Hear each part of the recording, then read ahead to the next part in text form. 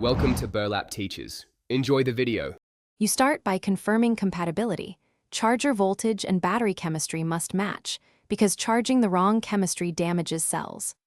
Once done, put on gloves and eye protection. Ventilation matters for gassing batteries. Make sure the charger is switched off.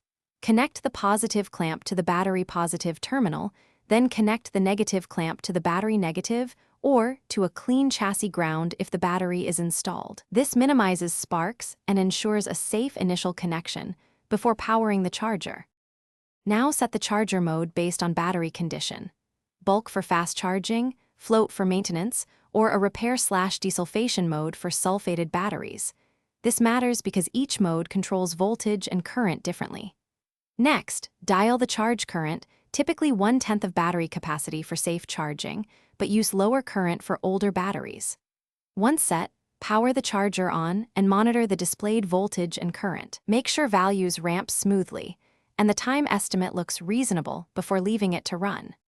When the charger indicates completion, let the battery rest for a few minutes so surface charge dissipates, then check resting voltage to verify it matches the battery spec. To disconnect, switch the charger off, remove the negative clamp first, then the positive clamp. This reduces spark risk. If things go wrong, troubleshoot methodically. Recheck clamp contact and polarity, inspect inline fuses and charger error codes, and test the battery for sulfation or internal faults with a load tester. Those steps usually identify the cause. Thanks for watching. Consider subscribing if this video helped you.